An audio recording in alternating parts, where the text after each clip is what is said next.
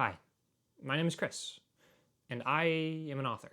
I love telling stories. I love painting pictures with words, and that's what I want to do for you today. But I want to do it a little differently than normal. See, what you're about to watch is kind of an experiment on my part. I call it a visual audiobook, and the point of it is to make an experience that's more immersive than just having you read words on a page. So I want you to imagine something with me. Put yourself in the shoes of these characters and just let me paint you a picture. Imagine you are in the middle of a forest and it's dark. Scary things have just happened and you find yourself all alone and you hear conflict in the distance. Now you're in the perfect headspace to hear what I have to tell you. So come on this journey with me. CJ staggered to his feet, fighting the ache in his limbs. His mind felt cloudy as he struggled to remain upright, leaning heavily on Darkthorn to achieve even that. Not a good sign, he thought to himself as he spat out the blood that had been pooling in his mouth. It landed on the ground, mingling with that of friends and foes alike. Corpses dotted the small clearing where he'd opted to hold his ground. The night beyond, the trees were haunted by the silence of the dead, interrupted often by the screams of the dying. He also still caught the sounds of combat far in the distance, where clusters of survivors were trying to stave off their attackers. As much as he hated to admit it, the ambush had been eerily effective. It was hard not to wonder how many of the bodies that lingered still on the forest floor belonged to comrades, to friends. Where is Max? Or Sam and Grace? They'd been together in the camp when the first volley of arrows had rained down upon them. And where were the other squad leaders? How many of them had already fallen to a hobgoblin's blade or a troll's mace? He wiped at the blood dripping down the side of his temple as he forced the thoughts away, looking down at his sword with a grimace. Diartor's blade was already webbed with cracks, and more than one chip lined the blade's edge. He couldn't risk letting them get in his head. Not now. Not unless he wanted to join so many of the others who had fallen tonight. The sound of snapping foliage nearby drew his attention. The fact that he heard it over his own breathing and the sound of his heart thumping meant one of two things. Either someone was being very careless while sneaking toward him, or something very big lumbered in his direction without a care of noise. If it were the former, he had some hope that it'd be friendly. After all, Dark's forces often moved in the shadows to avoid notice. Guardians were less likely to favor stealth in a situation like this. But if it were the latter, that certainly meant trouble. His battalion hadn't been accompanied by many creatures larger than the mountain wolves used for scouting. Heavy breathing now accompanied the sound of footfalls far too strong to be human. Or perhaps it wasn't breathing. Sniffing. It's getting my scent. But that left him with only one question. What exactly was it? CJ kept his gaze focused on where the noises came from, fighting down fear with each step he heard. And eventually, he got his answer. The darkness surrounding him seemed to shift and writhe until he picked out something moving within. A massive humanoid shape silhouetted against the moonlit shadows of the night.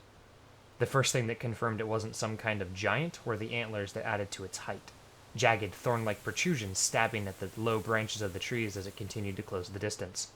At 50 paces off, the night's darkness no longer cloaked its details. The antlers were bone-white except the tips, where blood dripped off them, sometimes falling onto the angular face that ended in a narrow snout. Its red eyes had an almost human recognition behind them, and they seemed to reflect off light that wasn't there, glowing against the night. And then those eyes met his. The abomination opened its mouth a crack, revealing triangular, shark-like teeth and a sort of demonic smile. The grin of triumph sent shivers down CJ's spine. He'd heard of these creatures, though he'd never faced one before. A Wendigo. These things weren't generally soldiers in Videl's army, but instead killed for the thrill of the hunt and the meal they'd get afterwards. And unfortunately for him, human was their favorite. Still breathing, bleeding, screaming human. And the blood covering its muzzle proved it already snacked on something, more likely someone, tonight. And unless he was careful, he'd be next. Think. What had he learned about Wendigos from his talks with the other Guardians? Their infrequent appearance in the war meant there were no solid, tested strategies against them, which meant he'd have to rely on what he saw. Wendigos were tall, lanky creatures, much like most trolls, and he guessed that those spindly limbs had much more strength than one would first think. Unlike trolls, though, the Wendigo had 4 long, razor-sharp claws on both hands to extend its reach even farther. Fighting this one in the dark could prove deadly, as its near-black fur would make its movements harder to anticipate. But he had little choice. Even if he could run, which his injuries would hardly allow now, he had no doubt this monstrosity could catch him in a few paces. And even if he got out of sight, it had his scent now. So he couldn't hide from it, he couldn't outrun it, and he couldn't overpower it, which left him with one possible advantage. Maybe he could outmaneuver it. Overcoming his protesting limbs, CJ pulled D'Artor free from the ground and readied the blade as he took the defensive stance. The Wendigo continued to smile at him, a wolfish grin that promised it would enjoy the moments that came next. Perhaps it hadn't wanted an easy meal after all. Then it raised its head high, muzzle skyward, and it shattered the silence of the night. The scream that came from it sounded crossway between a dying horse and the cries of a donkey, and CJ fought hard to keep his nerves steady. The fact that it was trying to intimidate him could have simply been its hunting instincts. Either that, or it knew the easiest way to kill a guardian was to weaken their spirit first. He grit his teeth. This guardian wouldn't be broken that easily. Gathering what strength he had left, CJ closed his eyes. He did his best to dispel every ounce of fear that crept within, and glanced. When he opened his eyes again, the world looked significantly different. The shadows of the night that obscured most of the clearing had been replaced by a faint glow that originated nowhere yet permeated everywhere. All color had drained from the surrounding area, leaving the forest floor and the few surrounding trees to be various shades and hues of gray. A thick white fog cut off the outside world and left only CJ and the Wendigo, as if the two combatants had entered some sort of arena. The Wendigo's dark features stuck out against this new environment, taking away some of the fright CJ had felt at it. Sure, it was still a 9-foot-tall behemoth with the power and mind to tear him to shreds and eat the remains, but at least now it wasn't surrounded by the power of shadows. Then the creature charged forward, its odd, wolf-like legs carrying it with tremendous speed across the gap between them. In only a handful of strides it was upon him, towering overhead even as it hunched over. It swung its powerful claws, hoping to cut across his chest and open his gut for a fine meal. CJ saw the only opening he had. He lunged forward, stepping close enough that his blade could find its arm before the claws reached him. Darkthorn was a blur in his hands as the crystal blade cut the creature's arm off below the elbow. In an instant, the world was back to normal, the Wendigo now starting its charge just as it had in the vision. CJ took up position, mustering what strength his weary bones had left. The Wendigo screamed into the night, claws swinging to cut him down. CJ held his ground until the last moment before exploding into motion like a coiled spring. His blade cut through fur, muscle, and bone in rapid succession, slicing cleanly through, perfectly mirroring his vision. The Wendigo howled in pain as its severed arm flopped to the ground, spilling thick, oil-like blood all across the forest floor. This close to the beast, he could smell its foul odor, the mixture of unwashed livestock and the blood from its previous kills. Before CJ could bring his blade up for a return stroke, the creature whirled. He barely had time to raise Darkthorn to keep its other claws from tasting his flesh, but it was too strong. The arm it still had clubbed him across the chest, sending him flying backwards into the night. The force of the impact sent him spinning head over heels, and when he finally got his bearings, the forest floor was rushing up to meet him. With no time to right himself, he attempted to roll into the dirt. His shoulder was the first to make contact. Snap! A fiery pain erupted along his collarbone where he'd impacted the earth. He would have screamed if all the air hadn't been knocked out of his lungs. For a moment, he lay there, face down in the earth as he fought for his next breath. When it finally came, he thankfully gulped down air, stench and all. He tried immediately to return to his feet, but fell back down as he put weight on his sword arm. His collarbone had broken on that side, though he was still trying to push down the pain. He glanced down at his hand, only to find a terrifying truth. D'Artor had been knocked from his grasp. Panicked, he found the sword laying only a few feet away. A few precious feet out of reach. Several yards beyond it, the Wendigo was madly spinning and howling into the night, its cries echoing across the forest. From the way it clawed at the ground, it seemed to be in some sort of frenzy. Perhaps it didn't know where he'd landed. CJ lay still, holding his breath even as his gaze shifted between the beast and his sword.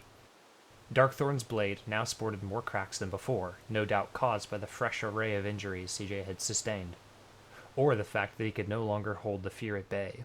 Panic had forced its way to the forefront of his mind. He was defenseless, huddled on the ground a few feet from a now angry Wendigo. And when it found him... Stop! He wrestled his worries back down, fighting tooth and nail to keep his mind clear. It was much more difficult now that he'd used his powers. His head throbbed from the effort, competing with the pain from the rest of his injuries to overwhelm him. But he still needed to focus on the Wendigo. It had finally stopped its wild spinning, though it continued to wail into the darkness. Though, whether it screamed in anger or agony, CJ didn't know. Then those red eyes turned his direction, almost immediately locking onto him. So, this is how it ends, CJ thought bitterly as the creature charged toward him.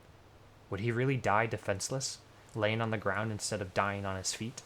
The Wendigo had only taken a second step toward him when suddenly it floundered to the ground, its leg falling out from under it. Screaming, it whirled again, flinging its remaining claws out in a wide arc to cut down some unseen foe. Then CJ spotted it.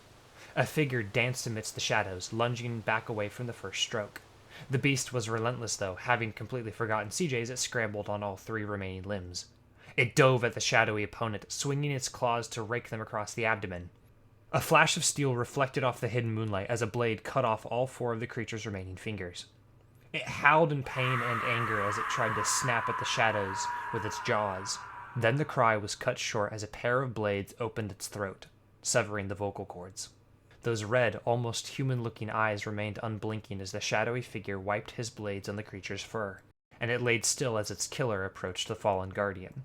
Dressed in all black to match the shadows, CJ now understood why it had been hard to judge the person's movements. A half-cloak hung from the figure's shoulders, swaying gently in the breeze that carried the stench of death across the forest. A hood obscured their face, though CJ already knew who it was from the dual blades he held. Max lowered the hood of his combat shawl, revealing his close-cut black hair. The lower half of his face was still hidden by the snarling mask he wore. His best friend sheathed one of his swords as he closed the distance between them, keeping one free in case other dangers presented themselves. "How did you find me?" CJ asked, gingerly climbing to his knees. He was careful not to put weight on his right arm, instead nursing the injury. "I didn't find you. I followed that thing," Max said solemnly, nodding back toward the creature. It still hadn't stirred from where it had fallen. CJ was relatively sure it was dead. Then again, he'd been proven wrong before. "I had him on the ropes," CJ muttered as he accepted Max's outstretched hand. The Brumaran helped him to his feet. "I'm sure you did." "What was it, anyway?" Max asked, eyes scanning the surrounding forest like vigilant stones. "A Wendigo, I think. Remind me not to tick one off next time," CJ said, still eyeing the thing that nearly killed him. Without Max, he probably would have ended up a very unfulfilling snack. "Have you seen any of the others since the ambush?" Max nodded gravely as CJ tested his weight on the injured ankle. It had been his first injury he sustained earlier that night. Luckily, he found he could still put weight on it. Barely. "Morgan and Gator are dead," Max said, voice holding back anger. "That thing tore them apart before running off into the night. I promised their memories I'd see it fall." CJ let the wave of grief wash over him as he stooped carefully to retrieve D'Artor. The weapon still bore cracks from earlier, but many appeared to be surface level. Once he located a mender, his sword would be in fighting shape again as well. "We'll remember them, along with any of the others whose lives were stolen from them tonight." "Do you know what became of Sam and Grace?" CJ asked as he put an arm around his best friend. By now, the sounds of combat had come to a close. If there was still fighting to be had, it was out of earshot. Then again, that didn't mean he and Max were safe just yet. They likely wouldn't be again until they found themselves within the walls of Gethril. Max shook his head, keeping his eyes level on the dark forest around them as they shuffled back toward camp. "Last I saw either of them was when the ambush first arrived. We all broke in different directions after you chased Halad's killer." CJ cringed at that. It had been a brash decision, but the anger had overwhelmed him. No one should have died in such a gruesome manner, least of all a newly raised cadet. The boy's sword had still been turning to dust when CJ charged the ogre. At least he had avenged the lad. The pair of them picked their way through the forest, steering clear of unsure terrain and the few bubbling brooks amidst the mountainous trees. CJ forced his anger down every time he saw a dead guardian or friendly soldier. There were too many. The only consolation was that each friend appeared surrounded by 3 or 4 foes. Even being ambushed and outnumbered, their enemies had found it difficult to slay his students. Still, he couldn't help but wonder if their deaths were on his hands. Could he have trained them better? "You did what you could," Max said, not looking at his best friend. The man had always been vigilant, but those eyes never seemed to stop roving their surroundings. His Brumaran training had turned a good fighter into a killing machine. None of that was what allowed him to seemingly read CJ's mind, however. A lifetime of friendship had done that. In the distance, he could tell that they were getting closer to the camp. Billowing black smoke disappeared into the night as the fires continued to consume many of the tents. At least the blaze kept the night at bay, giving off good enough light to see any potential threats. By now, CJ doubted there were any more to find. Every creature they faced fought with abandon, desiring only to do as much damage as possible before death claimed them. And none of them would have the strategic mind to wait here for stragglers to return. At least, he hoped not. He thought that hope was wrong when he first heard voices coming from deeper in the camp.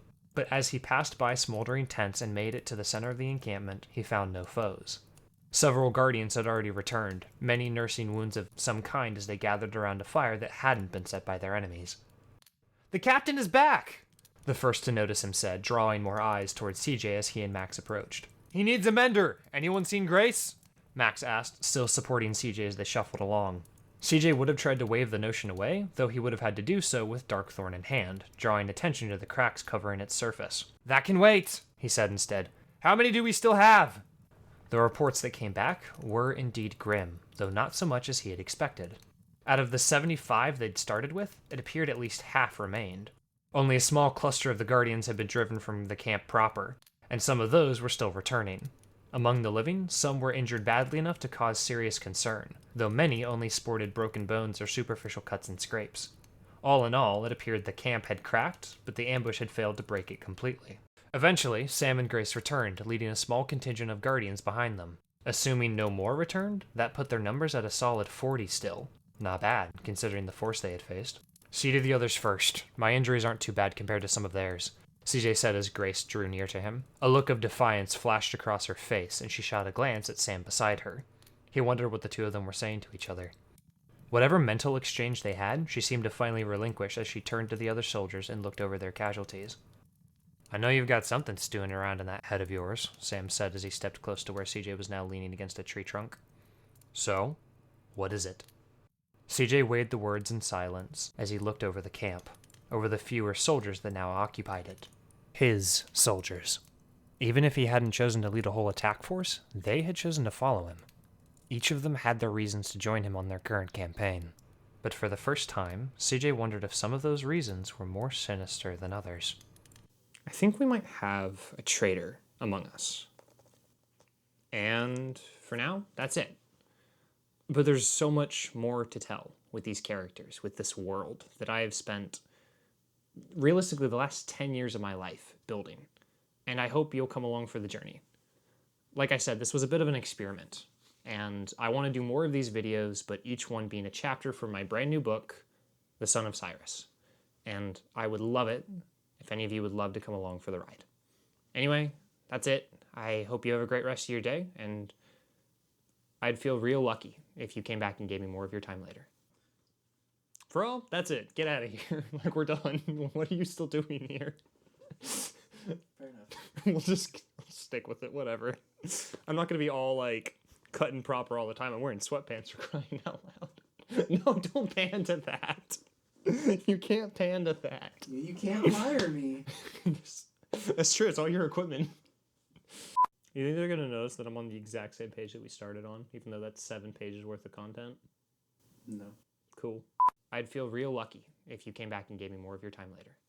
Goodbye. We'll just cut before the really awkward wave. No, get out of here. What are you still doing here? Go. Shoo. Just say some other goodbye. I am lukewarm. Ish. Lukewarm-ish. I'm lukewarm adjacent. Hi, my name... Can't do it. I love telling stories. I have since I was way too small to count. 10. That's not too small to count. Whatever. I love telling stories, and I have for a really, really long time. So come on this journey with me. That's the part where we cut. We're good now. Yeah. Okay. Yeah. Sure. You can stop recording now.